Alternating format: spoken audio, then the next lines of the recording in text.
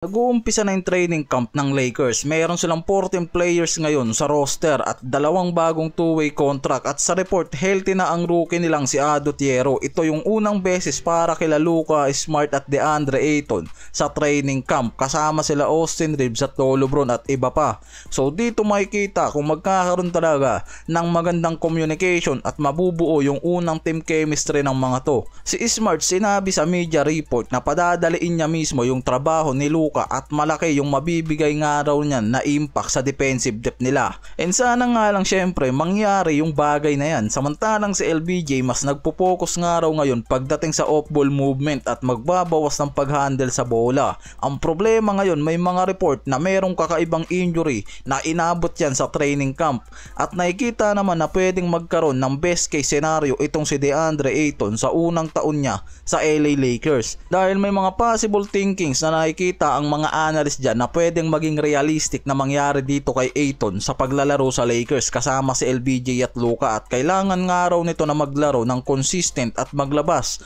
ng pagiging double-double machine niya tulad ng 15 points to 10 rebounds per game at mag-focus pagdating sa finishing sa ilalim lalo na pagdating sa mga interior shots at hindi lang mag-focus pagdating sa rebound at paint defense at ma-improve nito mismo yung block rotation at sa positioning sa post defense para maging incredible nga ro to sa paint para maging stopper sa mga big at forward na makakatapat nito at mabawasan yung gap sa defensive coverage. At mabigyan ng magandang chemistry to sa big 3 nila mula kay Luka, Reeves at LBJ. Kailangan nilang mabigyan ng magandang spacing, passing, timing at kailangan nga raw maging dominant itong si Ayton pagdating sa off ball at hindi lang dumepende sa post offense. Yan din kasi mismo yung naging problema nitong si Ayton last year niya sa Portland. Mga off ball, mag-cut, hindi lang maghintay ng mga post, yan yung kailangan nga raw nito. Kaya need ni Ayton na makuha yung style sa opensa ng Lakers ngayon at hindi maging drag sa pass break transition at meron yan ngayong work ethic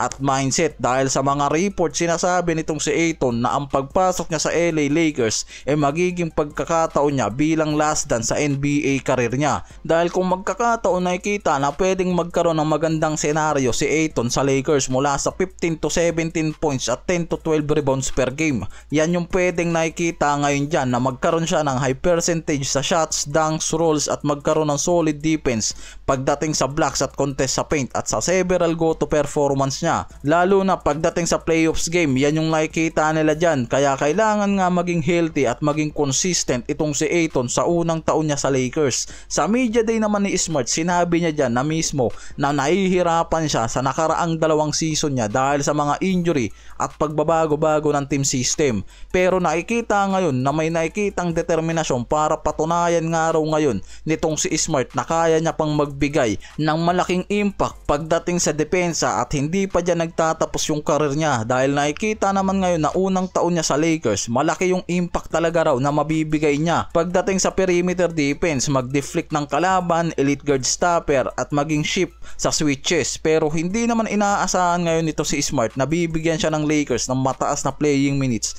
dahil nga sa concern nito sa injury sa dalawang season na nangyari kaya nakikita na pwedeng magkaroon niya ng 20 to 25 minutes per game stint sa bench o closing sa lineups para mabigyan ng boost pagdating sa critical games dahil mismo kay Smart ngayon magkakaroon ng mas balancing lineup ang Lakers kapag magkakasabay itong si Austin Reeves at Luka sa loob ng court dahil kay Smart na kayang mag-depend ng mataas na antas sa depensa. Kaya ang chip on his shoulder para kay Smart ang isang indication na alam niya mismo yung criticize at doubt sa kanya ng mga fans at mga insiders pero yan nga rin daw mismo yung magiging additional motivation niya para sa unang taon niya sa LA Lakers.